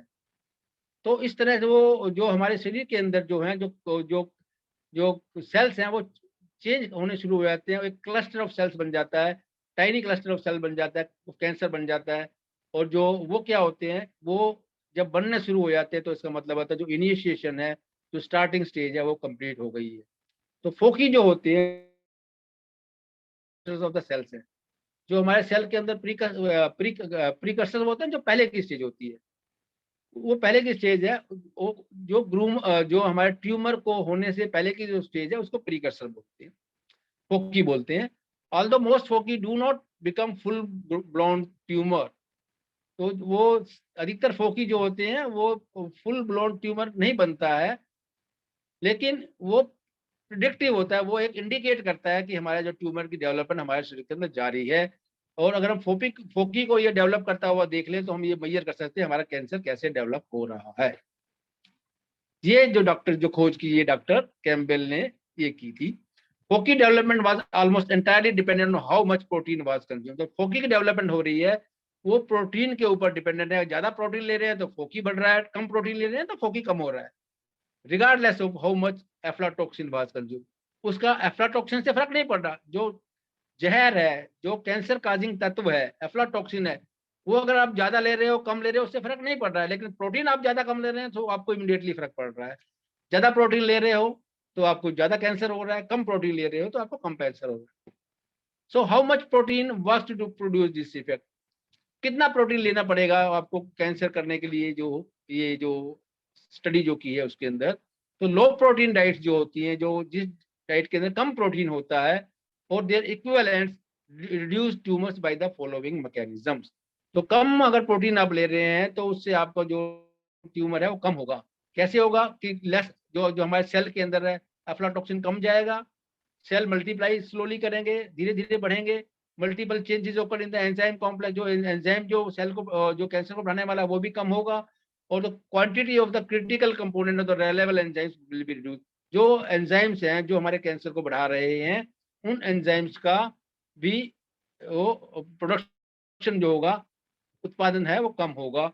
तो इसीलिए less aflatoxin DNA adducts will be form. जो हमारे डीएनए के अंदर वो एफ्लाटॉक्सिन से चिपक जाते हैं, एडक्ट्स होते हैं, सेलिस होते हैं, वो भी कम बनेंगे, तो हमारा कैंसर भी धीरे धीरे बढ़ेगा। So what are foci? Foci are basically precursors of cluster cells that grows into tumors. अब हम आते हैं चार्ट 3.4 के ऊपर। चार्ट 3.4 जो है वो क्या कहता है कि dietary protein and foci formation. एक तरफ जो लेफ्ट की तरफ जो वर्टिकल एक्सिस में है वो फोकी रिस्पॉन्स आ रहा है हमारे पास, और नीचे के जो एक्स एक्सिस में है उसके बाद डायट्री प्रोटीन लेवल है। ये क्लियरली इंडिकेट कर रहा है अगर आप 5% प्रोटीन ले रहे हैं तो फोकी है वो 1 तक जाता है, लेकिन आप जैसे ही आप उसको 20% कर देते हैं, प्रोटीन को, डायट्री प्रोटीन को बढ़ाते हैं, तो आपका जो फोकी है, जो ट्यूमर है, वो भी बढ़ने लग जाता है। इसी तरह से फिगर 3.5 के अंदर भी तुमको यही मिल रहा है। अगर अगर एफ्लाटॉक्सिन आप ज्यादा दे रहे हैं, एफ्लाटॉक्सिन एक कैंसर कारक तत्व है, अगर वो भी आप ज्यादा दे रहे हैं, लेकिन और प्रोटीन भी कम है, तो कहीं पर भी कैंसर के सेल नहीं हो रहे हैं, फोकी रिस्पॉन्स नहीं मिल रहा है। लेकिन जैसे ही आपने लो एफ्लाटॉक्सिन भी दिया और उसके साथ प्रोटीन को बढ़ा दिया, तो आपके जो सेल्स हैं वो जो आपका जो कैंसर है वो इमिडिएटली बढ़ने लग जाता है। तो देखिए कितने रिवेलिंग, कितने चौंकाने वाले ये जो स्टडी है, तथ्य है, जो हम लोगों को पता ही नहीं है, और हम लोग खाए जा रहे हैं, खाए जा रहे हैं, खाए। Turning of cancer, aflatoxin dose, next chart 3.7। ये क्या कहता है, ये इसमें 2 चीजें दिखाई गई हैं कि फोकी रिस्पॉन्स है और क्या है, एफ्लाटॉक्सिन डोज है। इसमें जो एफ्लाटॉक्सिन डोज है, अगर आप 5% प्रोटीन ले रहे हैं तो नीचे की जो आपको लाइन दिख रही है, स्ट्रेट लाइन दिख रही है, तो आपको शरीर के अंदर फोकी रिस्पॉन्स नहीं मिल रहा है, आपका कैंसर बिल्कुल भी नहीं बढ़ रहा है। लेकिन जैसे ही आपने प्रोटीन को 20% कर दिया, एनिमल प्रोटीन को जैसे ही आपने 20% कर दिया, आपका जो कैंसर है वो स्पीड से बढ़ने लग गया। और उसको देखिए, ये जो लाइन इंडिकेट कर रही है ऊपर जा रही है, वक्र रेखा जा रही है ऊपर, वो हमारे को 20% प्रोटीन को इंडिकेट कर रही है। जो स्क्वायर वाली लाइन है वो 20% प्रोटीन को इंडिकेट कर रही है, और वो बता रही है कि हमारा फोकी रिस्पॉन्स, जो कैंसर है, जो ट्यूमर है, वो कितनी स्पीड से बढ़ रहा है। Next chart is chart 3.6, foci promotion by डायरेक्टरी प्रोटीन, कि फोकी का जो डायरेक्टरी प्रोटीन से कैसे बढ़ रहा है, ट्यूमर हमारा डायरेक्टरी प्रोटीन से कैसे बढ़ रहा है। जहाँ डायरेक्टरी प्रोटीन हम 10% तक ले रहे हैं, देखिए 10% में जहाँ एरो मार्क किया हुआ है, अगर हम 10% डायरेक्टरी प्रोटीन ले रहे हैं तो जो फोकी डेवलपमेंट है वो ऑलमोस्ट 8 है, 8। लेकिन जैसे ही हमने उसको 20% कर दिया तो जो फोकी डेवलपमेंट, ट्यूबर का डेवलपमेंट है, वो लगभग 85 के आसपास आ जाता है। मतलब जैसे ही हमने प्रोटीन इंटेक, एनिमल प्रोटीन का इंटेक अपने बढ़ाया, वैसे ही हमारा जो ट्यूमर है वो बढ़ने लग गया, और हम लोग मजे से खाते रहते हैं, खाते रहते हैं, खाते रहते हैं, हमें पता ही नहीं चलता। Next slide please. Not all proteins are alike, मतलब सारे प्रोटीन क्या एक जैसे होते हैं? जब हमने ये जो स्टडिंग देखी, ये कितनी प्रोवोकेटिव, कितनी चौंकाने वाली फाइंडिंग्स हैं। लेकिन जो हमने इसमें प्रोटीन यूज किया गया था वो कैसिन प्रोटीन को यूज किया था। कैसिन प्रोटीन क्या होता है? कैसिन प्रोटीन जो होता है वो मिल्क के अंदर होता है, काउ मिल्क के अंदर होता है। काउ मिल्क के अंदर लगभग 87 केसिन प्रोटीन होता है, 87% केसिन प्रोटीन होता है। तो केसिन प्रोटीन जो अगर आप लेते हैं, अगर दूध अगर आप पीते हैं तो उसके अंदर 87% वो केसिन होता है। तो वो हमारे को कितना नुकसान करता है, और हम लोग घटाघट दूध पिए जाते हैं, अपने बच्चों को, छोटे बच्चों को कहते हैं लो दूध पियो, दूध पियो, दूध देते हैं। ये नहीं जानते कि वो उसका उनके बच्चे को शरीर के ऊपर क्या प्रभाव पड़ रहा है, वो जाके किन किन बीमारियों का आगे जाकर शिकार होने वाला। What about plant protein? अगर हमको प्लांट प्रोटीन देते हैं तो क्या होता? तो आंसर इज एस्टोनिशिंग नो। अगर आप प्लांट प्रोटीन खाते हैं, अगर हमारे शरीर के अंदर एफ्लाटॉक्सिन है, ज्यादा मात्रा में भी है, और प्लांट प्रोटीन, पौधों के जो प्रोटीन है वो अधिक मात्रा में भी खाते हैं, तो हमारा कैंसर नहीं बढ़ेगा, कैंसर का ग्रोथ नहीं होगा। इसलिए हमारे को प्लांट बेस्ड प्रोटीन के ऊपर शिफ्ट करना चाहिए। This is one of the most revealing, चौंकाने वाली, स्टार्टलिंग स्टडी है, जिसके बारे में आप लोगों को बताना चाह रहा था, बार बार बताना चाह रहा था। इसको पढ़िए, और प्लीज करके रिक्वेस्ट करता हूँ आप लोगों से कि जो एनिमल बेस्ड प्रोटीन है उसको इस्तेमाल मत करिए, और प्लांट बेस्ड प्रोटीन के ऊपर शिफ्ट कर जाइए। क्योंकि जो ग्लूटेन होता है, जो प्लांट बेस्ड प्रोटीन के अंदर होता है, जो व्हीट के अंदर होता है, उसकी भी मात्रा जब हमने दी केसिन को चेंज करके ग्लूटेन की मात्रा दी गई, तो उसके अंदर जो जो 20% तक मात्रा दी गई ग्लूटेन की, प्रोटीन की, प्लांट बेस्ड प्रोटीन की, तो उसके बावजूद भी चूहों के अंदर कोई भी फर्क नहीं पड़ा, किसी भी चूहे को कैंसर, लीवर कैंसर नहीं हुआ। These are the findings that came from this. The grand finale क्या कह रहा है? Grand finale, tumour development at 100 weeks. जब एफ्लाटॉक्सिन और plant based animal based protein दिए गए, तो 100 सप्ताह के बाद, 700 दिनों के बाद क्या हुआ, ये आपके सामने है। बहुत चौंकाने वाले तथ्य हैं। There is intense early cancer formation in the 22% casein protein. जिन जानवरों को 22% प्रोटीन दिया गया, वो 100 सप्ताह के बाद सारे के सारे चूहे मर गए। लीवर कैंसर की वजह से सारे चूहे 100 सप्ताह के अंदर मर गए। जिन लोगों को एफ्लाटॉक्सिन कम मात्रा में दिया गया था, लेकिन animal protein, milk protein, casein protein दिया गया था, 20% दिया गया था, वो सारे के सारे चूहे 100 सप्ताह के अंदर लीवर कैंसर से मर गए। जिनको 14% दिया गया था, केसिन दिया गया था, एनिमल प्रोटीन दिया गया था, उनको लीवर कैंसर रहा। जो जिनको 6% दिया गया था, उनको किसी भी तरह की कोई भी बीमारी नहीं हुई। ये क्लियरली इंडिकेट करता है कि एनिमल प्रोटीन्स का है हमको सेवन नहीं करना चाहिए, और अगर हम नहीं रह सकते किसी भी वजह से, तो 5 या 6% से ज्यादा किसी हमें एनिमल प्रोटीन्स का सेवन नहीं करना चाहिए। क्यों? क्योंकि जो एनिमल प्रोटीन इसमें यूज किया गया था वो केसिन प्रोटीन था, जो दूध के अंदर होता है, गाय के दूध के अंदर होता है, जिसको हम खुश होकर पीते हैं। हम बार बार कहते हैं कि गाय का एनिमल प्रोडक्ट्स को छोड़ दीजिए। एनडीएस में हम बार बार कहते हैं, एनुडाइट सिस्टम में बार बार रिक्वेस्ट करते हैं कि गाय के जो जो एनिमल प्रोटीन्स हैं, एनिमल प्रोडक्ट्स उनको छोड़ दीजिए, वो हम इसीलिए बोलते हैं। नेक्स्ट स्क्रीन चार्ट 4.7, ये दिखा रहा है कि total fat intake and breast cancer की, जो ब्रेस्ट कैंसर है, जो हमारी माताओं बहनों को होता है, लेडीज को होता है, उसको वो टोटल फैट इनटेक से क्या उसका संबंध है। ये वर्ल्ड के अलग अलग कंट्रीज का है।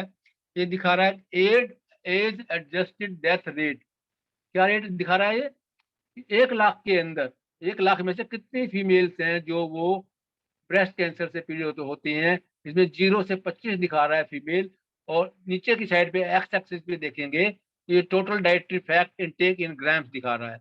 देखिए यहाँ पे Thailand, Japan, El Salvador, Ceylon, Taiwan में दिखा रहा है कि जहाँ पर 40 ग्राम से कम डेली फैट इनटेक हो रहा है, वहाँ ब्रेस्ट कैंसर जो है वो 2%, 3%, 4% के करीब है, 4 लेडीज को हो रहा है। लेकिन जहाँ पर डाइटरी फैट का इनटेक 150 ग्राम तक हो रहा है, जैसे नीदरलैंड, डेनमार्क, न्यूजीलैंड, यूके में, वहाँ पर 25 फीमेल को ब्रेस्ट कैंसर हो रहा है। ये एक बहुत ही चौंकाने वाले तथ्य हैं फ्रेंड्स, जो उसके बारे में मैं आपको बताना चाह रहा था। इसीलिए हमारे को एनिमल प्रोटीन्स है उनको त्यागना चाहिए, उनको छोड़ना चाहिए। नेक्स्ट, तो connection of breast cancer with dietary fat. Breast cancer का डाइटरी फैट जो है उससे क्या कनेक्शन है? Who is at the risk? Women are at the risk of breast cancer. क्या रिस्क होता है? 4 फैक्टर हैं, वो क्या कहते हैं कि जिसकी वजह से लेडीज को, बहनों को, माताओं को ब्रेस्ट कैंसर होता है। पहला कारण है अर्ली एज ऑफ मेनार्स, पहले मासिक धर्म की उनकी क्या आयु है, उनके ब्लड के अंदर उच्च रक्त कोलेस्ट्रॉल कितना है, हाई ब्लड प्रेशर कोलेस्ट्रॉल कितना है, सॉरी हाई ब्लड कोलेस्ट्रॉल कितना है। लेट मेनोपाज, देर से रजोनिवृत्ति निवृत्ति होती है लेडीज को, और high exposure to female hormones, oestrogen और प्रेगनेस्ट्रोन जो लेडीज में हार्मोन होते हैं, अगर उनकी मात्रा ज्यादा होती है तो उनको ब्रेस्ट कैंसर होने के चांसेस बहुत ज्यादा रहते हैं। This is what the China study shows regarding these risk factors. The much later age of menarche in rural China is remarkable. China के अंदर जब उन्होंने स्टडी की तो उन्होंने पाया कि जो पहले मासिक धर्म की आयु वहां के अंदर जो लेडीज की थी वो थी लगभग, उसके लिए उन्होंने 25 वुमेन्स को 130 विलेज में से चुना था। In the survey they were asked when they got their first menstrual period, कब उनको मासिक धर्म की जो पहली आयु क्या थी, तो चाइना की जो एवरेज थी वो 15 to 19 ईयर्स थी, जो एवरेज आई थी वो 17 ईयर्स थी।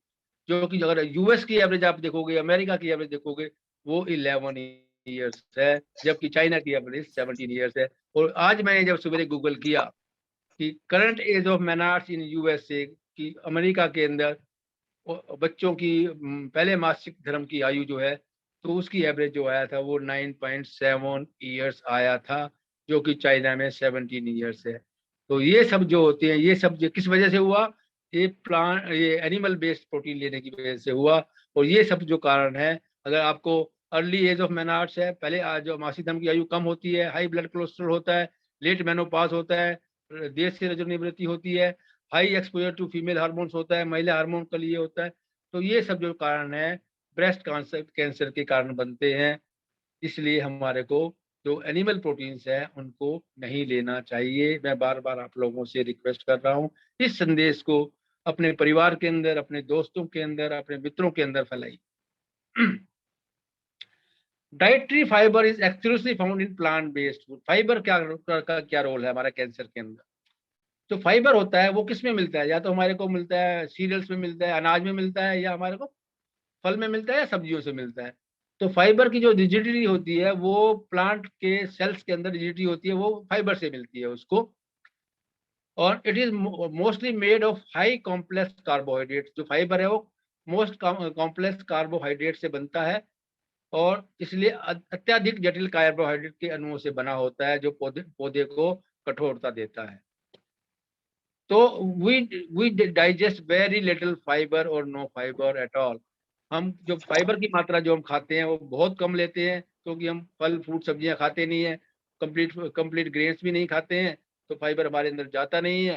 तो with fibre no calories, fibre में कोई कैलोरीज नहीं होती हैं, और fibre creates a sense of fullness and help to shut down the apatite.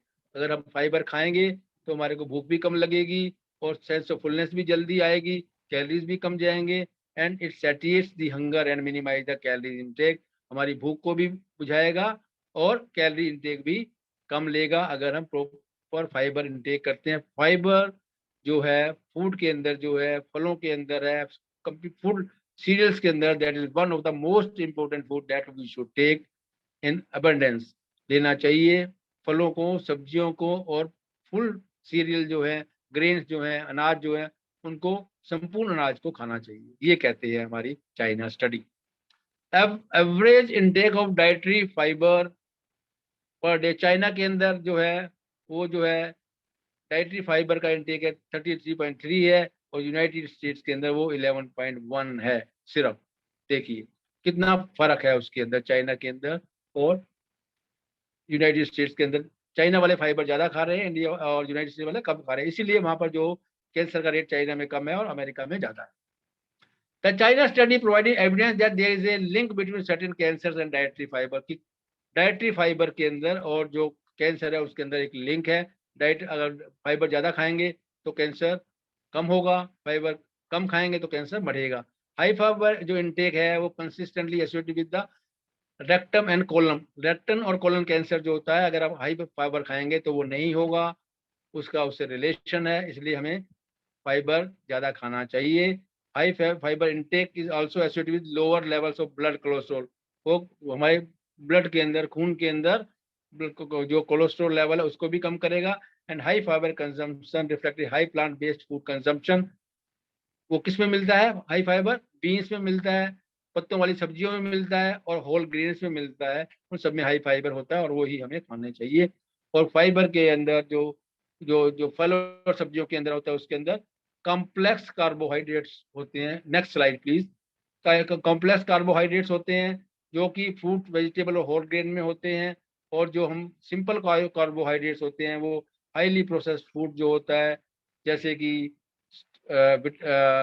White bread हो गया, प्रोसेस स्नैक हो गया, चिप्स हो गए, वाइट फ्लोर हो गया, मैदा हो गया, मिठाइयाँ हो गई, पेस्ट्रीज हो गई, कैंडी बार्स हो गई, और शुगर लेडन सॉफ्ट ड्रिंक्स होते हैं। इन सब के अंदर जो होता है वो फाइबर नहीं होता है, और हम इनको ज़्यादा खाते हैं और इनसे खाने से कैंसर होगा।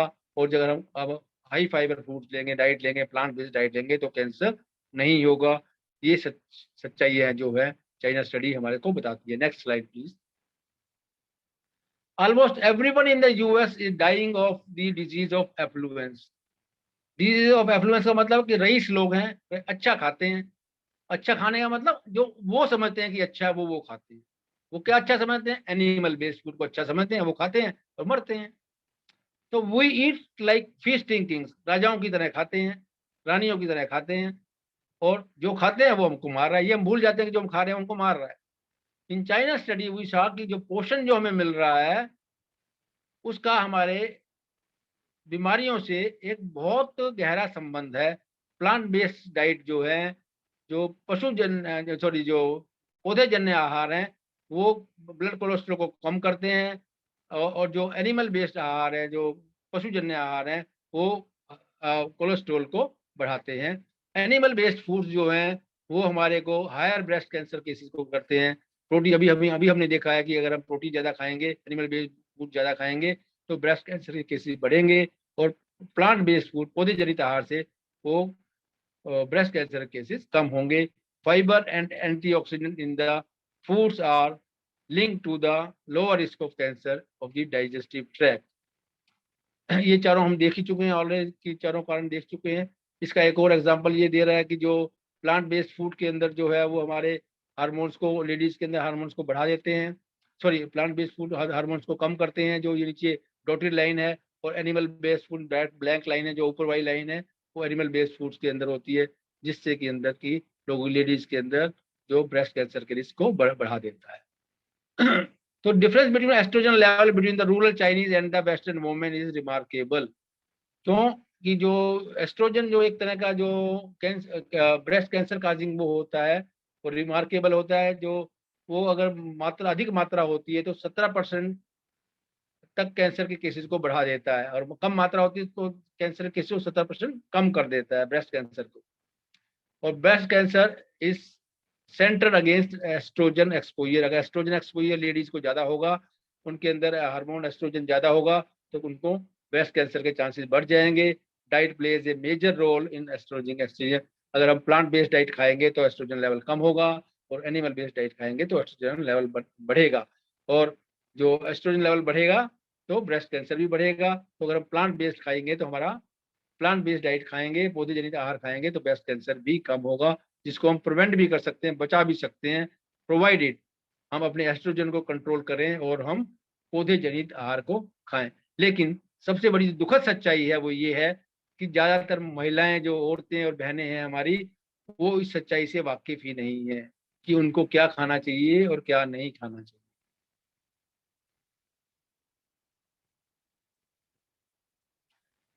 तो जब जो ब्रेस्ट कैंसर का जब रिस्क जो लेडीज के अंदर आता है, तो उनको डॉक्टर क्या सलाह देते हैं? चलो रुक जाओ, वेट एंड वॉच करते हैं, या उनको एक टेमोक्सिफेन मेडिकेशन देते हैं, जिससे क्या उनको सारी लाइफ के लिए तुम ये गोली खाओ, या अंडरगो मास्टेक्टोमी, मतलब या सर्जरी करा लीजिए, अपनी अपने उसका सर्जरी करवा लीजिए, अपने हिस्से को, शरीर के हिस्से को कटवा लीजिए। लेकिन एक चौथी ऑप्शन भी जो होती है, जिसको डॉक्टर कोई नहीं बताता है, और चौथी ऑप्शन क्या होती है? Consuming A diet free of animal based food. अगर उस लेडीज को उसको बहन को या लेडीज को, वुमेन को, उनको अगर वो एनिमल बेस्ड फूड जो है, प्रोटीन डाइट है, जो एनिमल बेस्ड डाइट को हटा दिया जाए, और कार्बोहाइड्रेट्स जो है वो रिफाइंड कार्बोहाइड्रेट्स ना दिए जाएं, और पौधे जनित आहार दिया जाए, तो वो हाई रिस्क से कम रिस्क में आ जाती हैं, वो ठीक भी हो सकती हैं। ये वाली ऑप्शन कोई भी डॉक्टर नहीं बताता है। सिमी जी, कितना टाइम है हमारे पास अभी? Simi ji, are you getting me? 10 minutes. Okay okay. तो फ्रेंड्स, 10 मिनट में हम कंक्लूड करेंगे। तो relative risk of various factor on various disease of outcome, यहाँ हम देखते हैं सामने चार्ट दिया है 9.2 का, 9.2, चार्ट नंबर 9.2 सिमी जी।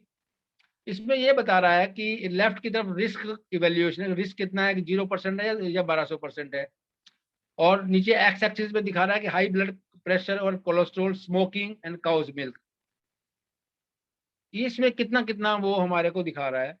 तो इसमें अगर आप देखेंगे Simi ji, chart 9.2 please on the screen.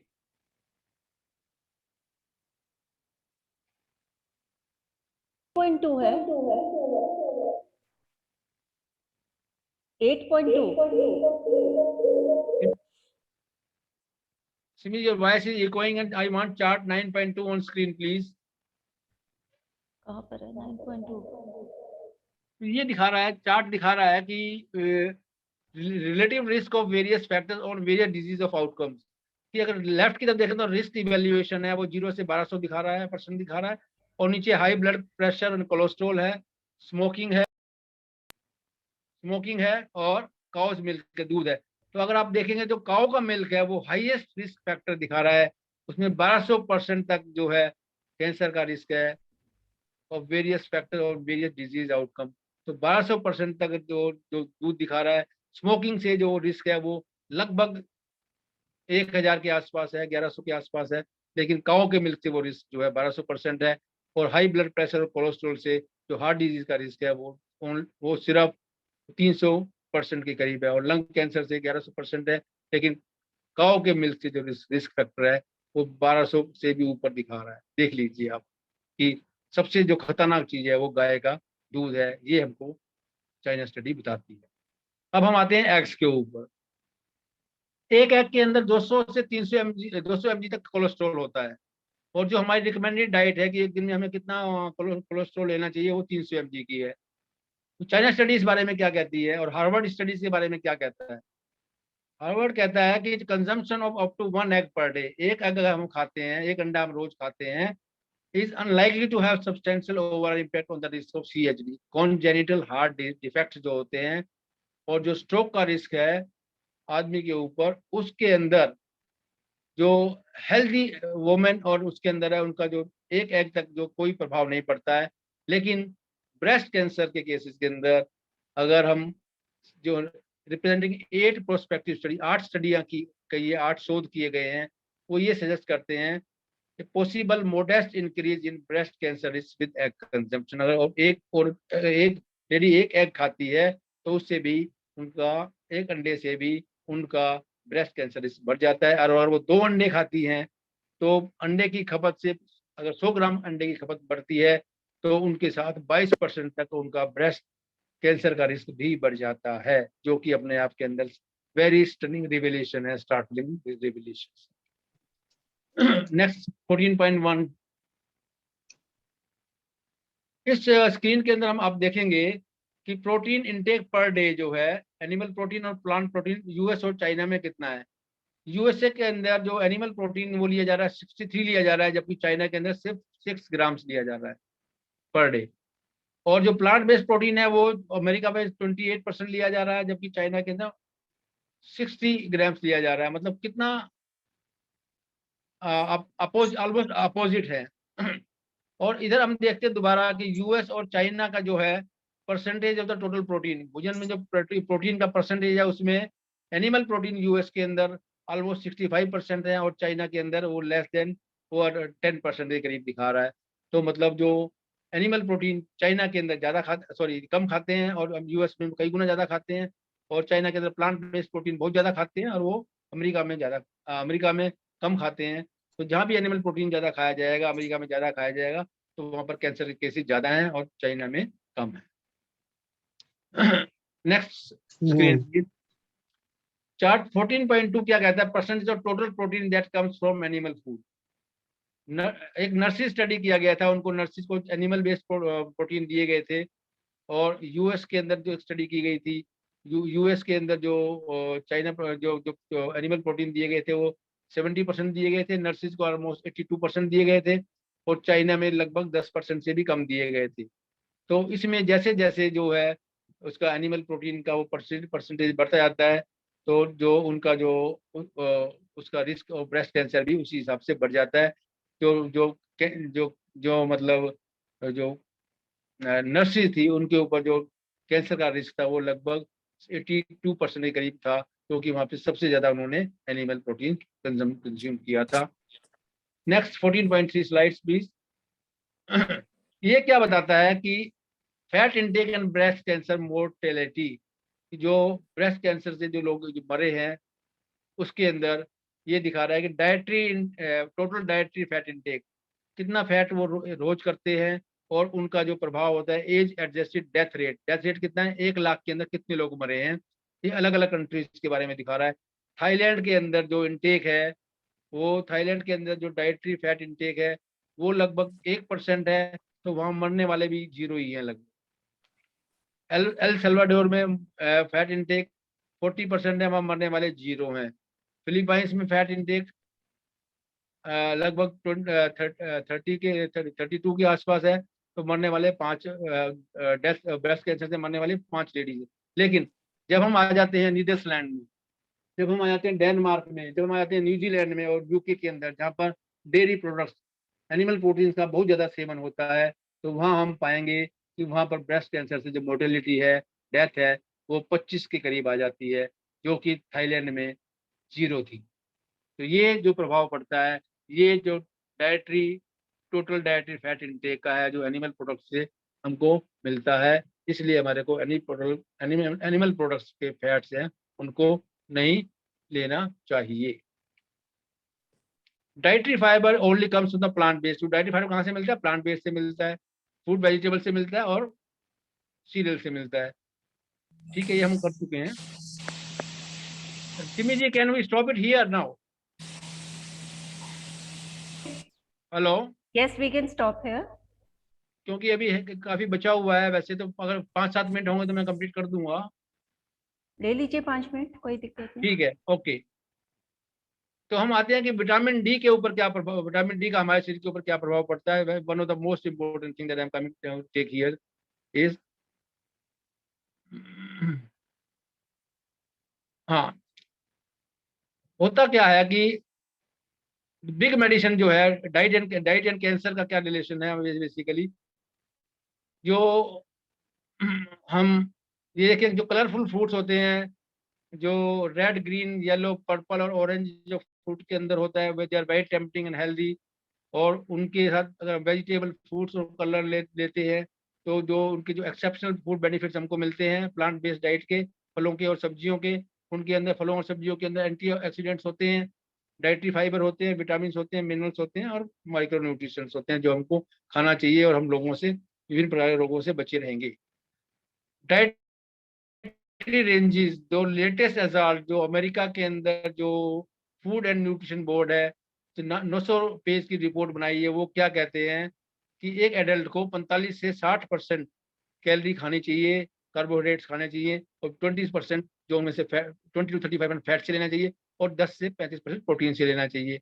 और उसके अंदर एडिड शुगर जो होनी चाहिए, जो शुगर ऐड करते हैं, चीनी जो ऐड करते हैं, वो 25% कैलोरी हमारे को शुगर से लेनी चाहिए। देखिए, शुगर जो हम जानते हैं कि sugar is one of the major factor जो कैंसर को कॉज करता है, क्योंकि जो कैंसर के सेल हैं वो सिर्फ शुगर के ऊपर पड़ते हैं, पलते हैं, बढ़ते हैं और स्ट्राइव करते हैं।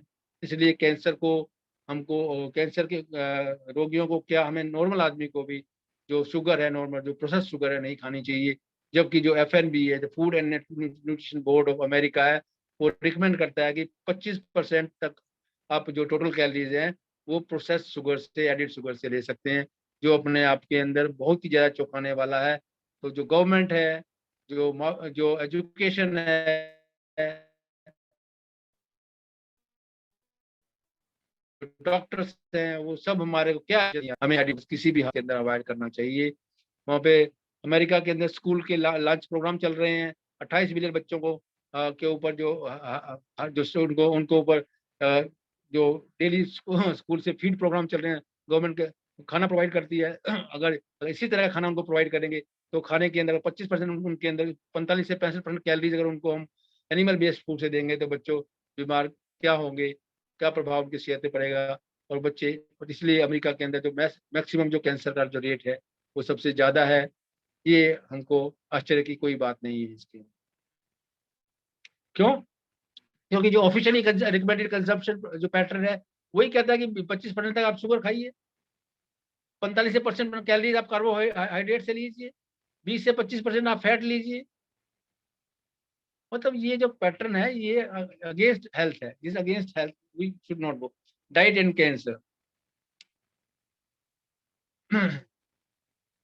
जो एस्टिमेटेड फंडिंग है जो हमारी जो 2004 के अंदर जो अमेरिका के अंदर हुई है, जो प्रिवेंशन के ऊपर इन्होंने ऑलमोस्ट ना के बराबर ये देते हैं, जो जो देते भी हैं वो भी प्रिवेंशन के ऊपर नहीं खर्च होता। बाकी सारा जो फंड है उनका, बाकी सारा फंड्स उनके अंदर देता है वो क्लिनिकल रिसर्च के ऊपर, डायबिटीज रिसर्च के ऊपर, बाकी सब पर रिसर्च कर रहे हैं। लेकिन जो प्रिवेंशन के ऊपर जो होना चाहिए कि हमारा बचाव किससे होता है, उसके ऊपर रिसर्च जो है जीरो के बराबर मिलता है। तो US department of agriculture administrate school lunch programme जो होता है, जो 28 मिलियन बच्चों के ऊपर होता है, उनको गवर्नमेंट जो प्रोग्राम कहता है कि मोस्टली एनिमल बेस्ड फूड दिया जाता है, प्रोडक्ट दिया जाता है। और पार्टिकुलर स्कूल को जो होते हैं उन सबको जो दूध दिया जाता है वो गाय का दूध दिया जाता है, जिससे हमने अभी देखा उससे क्या प्रभाव पड़ते हैं। At the local level school को उनको कंजम्पशन बढ़ाने के लिए बोला जाता है, जिसमें मिल्क मैंडेटरी होता है कि मिल्क को आपको देना ही देना है। और जब इस तरह के हेल्प गवर्नमेंट की तरफ से आते हैं तो हमें आश्चर्य होता है। जब इस तरह के हेल्थ प्रोग्राम इंडस्ट्री की तरफ से आते हैं, फार्मास्यूटिकल की तरफ से आते हैं, तो ये आम जनता के, जो जनता है उसके स्वास्थ्य के साथ खिलवाड़ होती है। और ये एक सिस्टमेटिक प्रॉब्लम है जो कि इंडस्ट्री है, जो एजुकेशन है, हमारा एकेडमिया है, जो हमारे गवर्नमेंट है, ये सब मिलकर हम लोगों की, जो गरीबों की, जो जो जनता की जो हेल्थ उसको डिटरमिन कर रहे हैं। लेकिन इसके अंदर हेल्थ नाम की कोई भी चीज नहीं है। क्यों? क्योंकि जो खाना ही अपने आप में गलत है तो उसका स्वास्थ्य कैसे बनेगा। Big medicine, whose health are they protecting?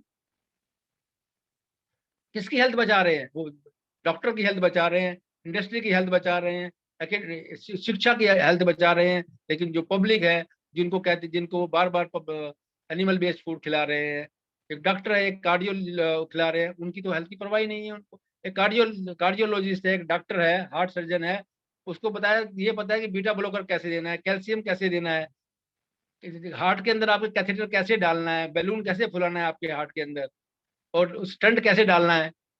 वो क्योंकि ये सब बहुत सोफिस्टिकेटेड लगता है, लेकिन उसको ये नहीं पता कि we can cure this disease with Brussels sprouts and broccoli. हम अपने भोजन को परिवर्तन करके इन दवाइयों को, इन बीमारियों को बचा सकते हैं। और ये सब हार्ट में बैलून डालने की, हार्ट सर्जरी की और ये की जरूरत कोई नहीं पड़ेगी। और जब हम डॉक्टर को ये बोलते हैं कि आप प्लांट बेस्ड डाइट से ये सब ठीक कर सकते हैं, तो डॉक्टर क्या कहता है, व्हाट, क्या कहते हो तुम? अरे भाई, मैंने सारी जिंदगी, don't tell me this crap, I am making future, I am making fortune, I am making future from all this thing. जो मैंने पढ़ा है, मैं इनका ऑपरेशन करके अपना फ्यूचर बना रहा हूँ, और तुम you want to take it away.